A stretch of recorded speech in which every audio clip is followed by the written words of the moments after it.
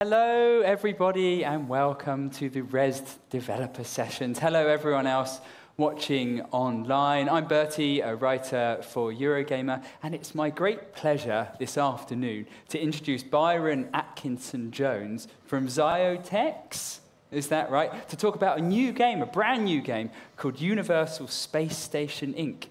Hello Byron. Hello. How are you? I'm doing well. Those are bright lights. They are very bright, aren't they? It feels like being in a pop concert or something. So does this microphone as well. Absolutely. So, I tell you what, we've got a trailer to watch first, haven't we? Go for it. Let's go. Let's watch the trailer first. Roll VT. Sorry. I always want to say that. You can do like a spoke.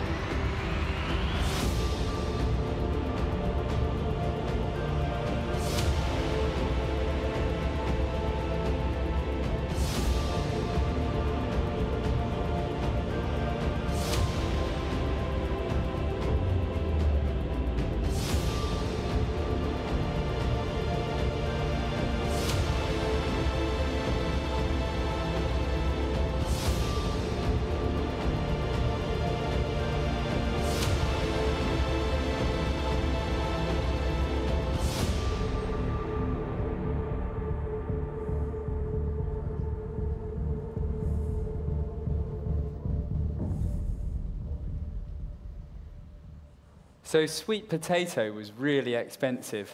Very I expensive. saw in that. So Byron, before we get on to what was going on there, tell us a bit about yourself, because you've got quite a decorated past in video games, haven't you? Yeah, I'm a bit of a dinosaur. Yeah. I've been making games now for about 25 years. Started off actually making graphics cards. Okay. Did the PlayStation developer kit as well. And worked at EA, Sega, Rebellion, Introversion. Wow. Yeah, a whole bunch of people. And so, why this? So at the beginning of that, I realized that I was smiling along to that trailer as all those different things were coming up, like overpopulation, climate control, and the fish with its eye, which is freaky, and they fly. Well, given the state we're in currently, that's kind of tame, isn't it? So, I mean... Well, yeah, quite. So, why this idea? I'm going to say why this idea. Obviously, all that stuff is actually happening. But where did this idea come from? This idea actually came from on a train. Have you ever ridden on the Southern Railway? Yeah. I'm not surprised. It's like the apocalypse. It is. Yeah. I was actually stuck on a train. I mean, I was working at Unity at the time, and I was stuck on this train for literally 4 hours each way, because usually it'd take half an hour, but this thing was taking 4 hours each way. Was there a leaf on the track? Worse than that. Apparently the tracks have overheated. Okay. You know, global warming and all that. Oh, I see. So that's where they led into the idea of it. But so I started making the game on the train, and eventually, when I left Unity, Scalwell came along and said, "Can we publish that?" Fantastic. So, what's going on? What's going on in the game? So, Earth is, I can't swear, but something's not, bad things are happening on Earth, and we need, to build space stations. What's going on in space? Think about it in terms of overpopulation, okay? Some point in our lifetime, we're going to see the world's overpopulation, and we can't produce enough food to feed the world, essentially. Sort of already happening, but... Sort of already happening. But imagine now that a bunch of corporations get together and have a stranglehold on the food production in the world. Again, sort of already happening. Yeah, anyway, absolutely. sorry. Yeah, inspiration everywhere. And the only way you can get around this is by taking into space to actually grow crops yourself to get around regulation and get out of the jurisdiction of everybody else. Okay. I like sci-fi games. I wanted to do something in space, so, it was a good segue. So, who are you? What are you in this game? You are the person who's been hired to manage the space station. Okay, so you're working for a company? Yeah. Okay. You're working for Universal Space Station Inc. Okay, and so what are you making in space? Well, two things, okay? The first one is you're looking after the space station itself. So you've got to maintain a space station, which comes with it, the crew in it, power, water, oxygen, all a bunch of things, agricultural modules as well. And then you've got to actually grow crops. The idea being that being in space, you can accelerate the growth of these crops. Okay. So you could grow a crop in, say, 3 days. That may take a couple of weeks on Earth. Because there's no clouds? Because there's no gravity, and then you can do genetic modification, again, outside the purview of any kind of regulations on Earth. I see. A bit controversial. So you're not taking people up into space, apart from the crew? Apart from the crew. But you're up there for production purposes? Yeah. Okay. So we have... so how do you start? How does the game begin? You start off with your basic space station, which is just a few bunch of modules, such as power, water, the essentials to keep things running. The aim of the game is, part of it, it's a couple of loops in there, okay? So the first one is the space station itself, which we'll see later on when we get the video. It will be managing the space station, growing it, maintaining it, and then once you get to a certain level, you can then start growing crops. That's how you earn money. All these things cost money, so money is a big factor in this. Okay. And you grow crops, and then you start populating the world with those crops, growing them in the stock markets, and then earning money from those things to grow your space station even larger, to grow more crops. Okay. There is an objective in it, which we'll get to when we see it. So let's take a look at some of that building in the second video, please.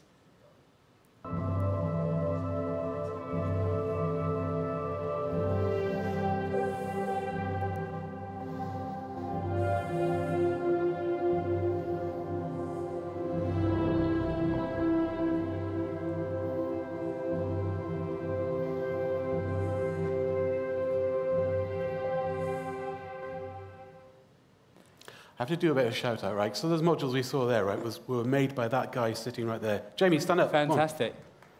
He's the artist. And there's a team in America as well. Got a guy who helped me on Design America, Minnesota, called Joseph, and the music you heard was by Gavin Harrison.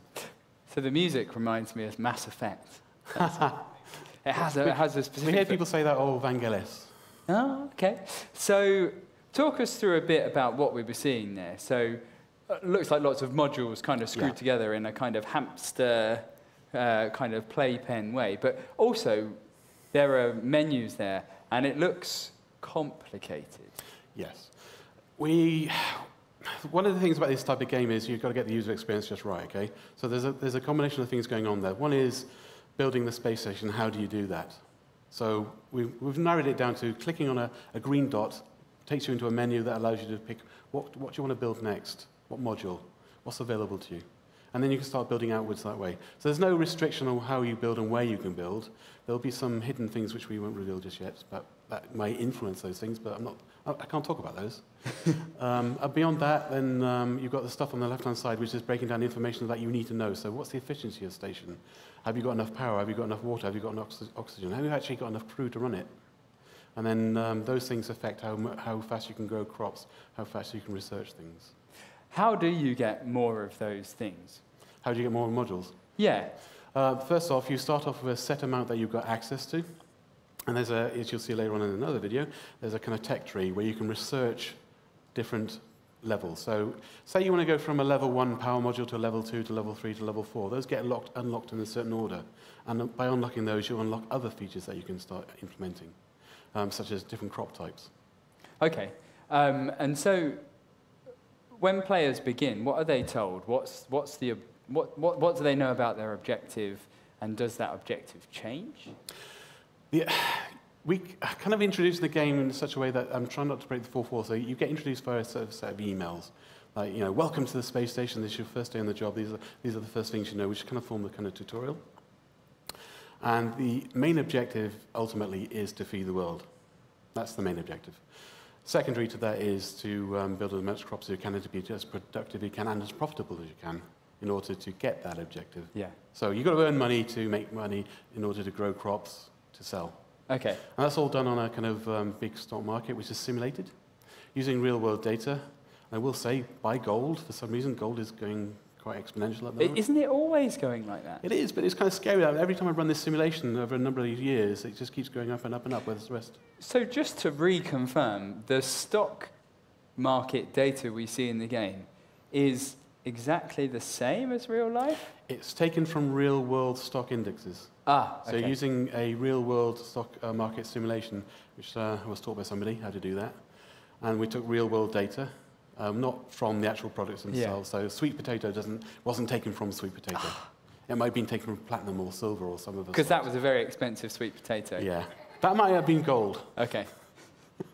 Okay, so we've got a video about selling, actually, so let's have a look at that.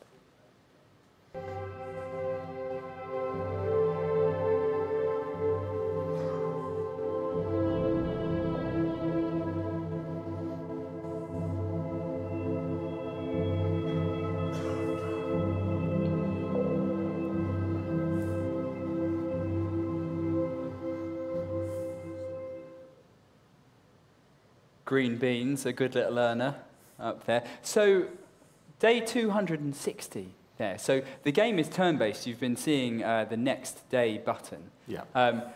How much do you do in a day? What's a typical day like in the game? A day can be as long as you want it to be. There's no time limit on it. That's very philosophical. Yeah. And I kind of push for that. You can maintain your space station, you can research crops, you can research the stock market. Like I say, it's based on real data. You can look at historical data.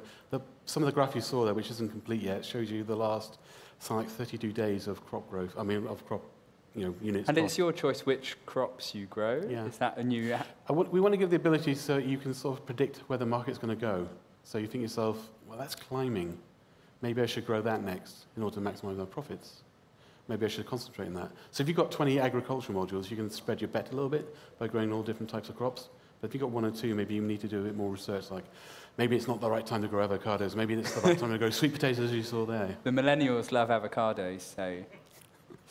so how do you, what do you do to the crops? How do you tend to the crops? What's involved in growing a crop? At the moment, in this version, it's literally you click on grow crop, and then you just wait until they grow. I wish it was but like it reaches that. a certain point, okay, and you've got a certain number of days in which to sell that crop. And if you don't, then it's wasted. Okay. So there's a bit of tension in there. So the thing I found, especially when I'm playing it, and I didn't quite realize this was going to happen, is I found myself waiting to the last moment until I can see the price increases to the way I want it to, and then sell it, or it bombs completely, and then you hear me shouting at my screen. I've never had that with all my games, shouting at my own game. It's weird. That's part of one of those bugs, of course. So you mentioned tensions there. What other kind of tensions are we going to have to deal with? The world geopolitical situation. Oh. You saw there, the world's collapsing. When you sell your crops, we will see on the other one there's a map, okay, and it's the world's divided into geopolitical zones, okay? Okay.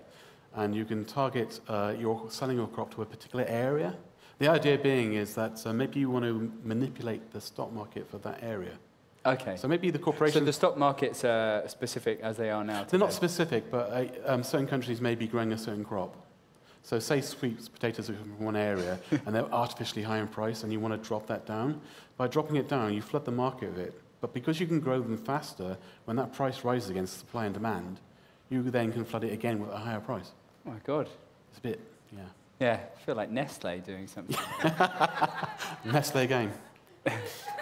So we could play like the Americans off against the Russians, Yeah. or for instance. And there's this whole kind of world simulation thing in the background, which is going on in there, which you'll see news events coming on. Will say, America attacks some other country. So they can start wars over your sweet potatoes. Yeah, at one point we did have, and I'm not sure it's still left in there, that they can nuke each other over these things. My goodness. That's an interesting point, though. So the political situation is up front in the trailer. It's like this is how much are we going to feel that in the game? I suppose how overt is that sort of politicalness in the game? It's still something that's in development, but I like the idea of being able to track you seeing a sort of political thing unfolding.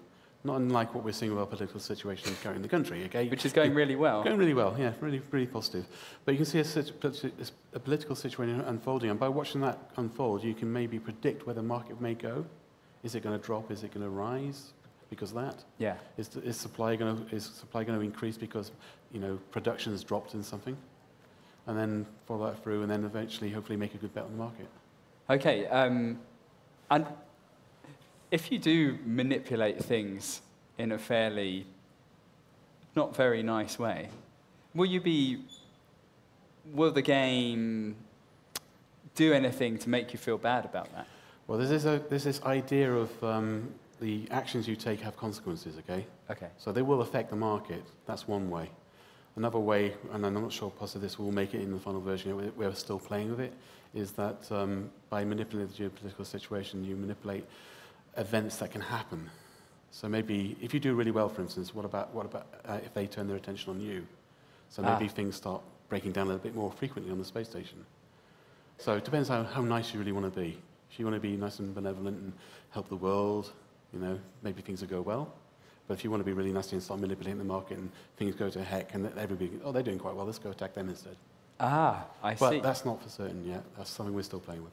Okay, obviously with all these little moving, not moving parts, but so to speak, all these modules going on, there's quite a lot we have to think about and maintain day to day. So let's have a look at another trailer to see how you maintain some of these things. Roll VT?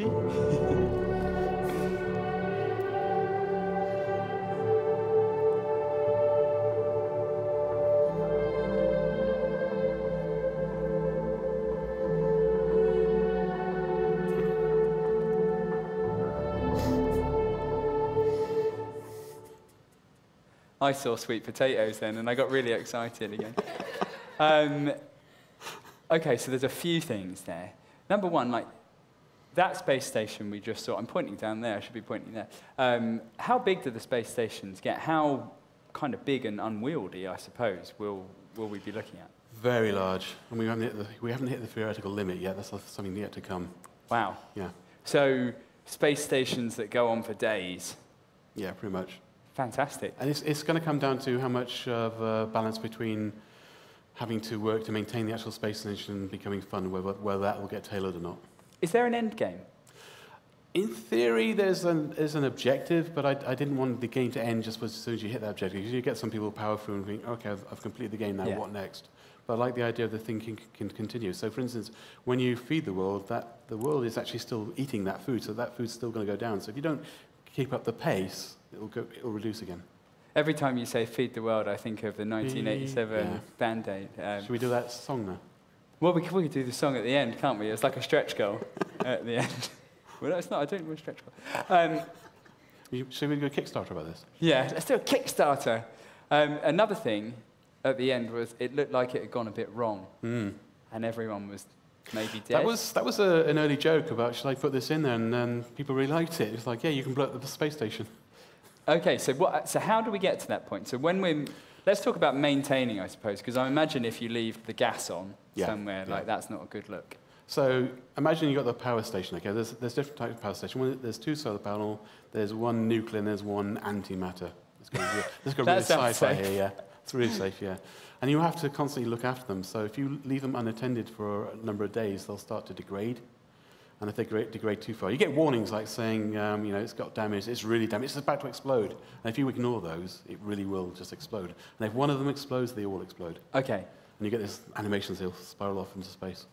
Does it get to a point where we're juggling things and we can see that the end is coming and we just can't? You get enough warnings in there, so things will start to flash up sparks all over the place, big triangles saying there's something wrong with this one, you might want to take a look at it. But one of the things you can do is part of the tech tree later on is we're building in extensions so that you may be able to buy automatic repair systems so that you don't have to. Because if you've got a massive station, going around them all thinking, oh, does that one need repair? Okay, click on that one, repair. It can get a bit laborious, but we want the ability to allow you to say, right, I want to reduce that task by having an automatic repair system in place. Same with the feeders and the crops and stuff like that as you go along. It depends how much you want to do. It's all down to your choice. So we have the power, we have our water, and we have our oxygen, and we have the things where we're growing. What kind of different modules are there? Is there a massive list of different types of modules? Or? No, there's different levels of module. Okay. So there's the four basic types, which is the power, water, oxygen, and crew. And there's different levels of those. So they give you how much power can you have. So the first one is very little power, then more power, and then keep going up. Same thing for oxygen. And then you can overclock these things. I call it overclocking. I keep telling you that's the wrong word to use, but I call it overclocking. You can boost the power so that if you go from 100% to 200%, but you take the risk of it breaking down a lot quicker if you do that. But the benefit is that you may be able to power more, 200% more without having to spend the money on it to buy another one. So it gives you a little early break if you don't have enough money to do it. Same thing for water. Same thing for crew. So you can overclock your crew? Yes, and there was a little hint that somebody said to me that we should do that. When you overclock the crew, your crew get a bit too stressed and start spacing themselves. So your little guy pops out the airlock and goes, boop. Oh, God, okay. That's not in there yet. Yeah, that sounds grim. That sounds like really bad crap. Yeah, I'm not sure we should do that, but, you know. Yeah. So how difficult is the game going to be? How difficult is it going to be to manage all these things? Is it a very difficult game to get to grips with? I've seen people playing it, and people seem to be picking up rather quickly, and we work really hard on getting that initial into the game easier to do. Okay, so there's a lot of indicators to say, you know, big green things say click here kind of thing that leads you into, you know, adding modules. But there's this big bar which you saw in the videos on the left-hand side, which is a kind of overall status of your station. So there's a row of buttons at the bottom that are color-coded at the moment. We're hoping to get icons or something in the later, that show you the indicator of what the state of the crops are. They're currently growing, ready to sell, about to get wasted. Same thing for research, same thing for the status of the modules, you know, in terms of repair. So you get a quick glance to say what's going on. And you can click on those, and they'll take you to exactly the module that you need to deal with. So if you see one's going to damage status, click on it, you get taken straight to that module. So it gives you a kind of an easy introduction into managing the station, and also to keep that in mind throughout the entire playing of the game, so you don't get lost of wandering around, where's that module that's damaged? It could be 20 deep over there, kind of something. So you mentioned research there. What kind of research trees are we looking at? Is how deep does that go? Ooh, very, very deep. We're trying to manage it so you've got the obvious ones, which is the researching the different module types, which lead on from each other. But how do each one of those relate to the kind of crops that need to be grown? So say, going back to sweet potato, what if sweet potato needs a lot of power because it needs a lot of light? So then maybe sweet potato only gets unlocked after the third power station gets unlocked. Same thing for the upgrades, for instance. So you may have to research a lot of technology to get the upgrades. Maybe that requires crew and power to be boosted up. But before you can do that, you have to actually get a research module. That's not one of the first ones you get. So you have to go and get that research module, and that allows you. But you can only research one thing at a time. So you have to add more research modules. But as you add more research modules, that drains your power, drains your water, so you have to add more of those on. So there's this kind of cascading building of the station to keep up with the demand. Fantastic. So how long do you think people are going to be kept busy through? Is there a campaign? Well, not a campaign in such that you have to kind of keep the world's food supply topped up. Yeah. And that kind of news level. Does anyone ever pat you on the back and go, well done, that you've fixed Earth? Yes. Oh, fantastic. They do, yes. You get a kind of congratulations. We do play where you're getting kind of bonuses as well to give you monetary reason to feed the world, not that you need that. So when's it coming? When's the game coming? Well, scheduled for late this year, 2019, for early access on PC. Okay, fantastic. At the moment. So we're kind of coming to a close, but there's a chance, I think, to ask some questions, if people would like to ask some questions. Oh, someone nodding very enthusiastically over there. A microphone is coming your way, flying as if by magic, just into the middle there. So please, come up to the microphone and ask some questions. Hello, fabulously dressed person. Hello. One of the questions I'd like to ask about the game is kind of factored towards the end game, but also to different things you can add with your research, as you said, with the modules. One of the things that I was wondering, obviously it will be later down the line in development, as it's not something you would need at the beginning, as there's so much to do and learn. But is there a possibility of having a mutator or something that changes the, should I say, environmental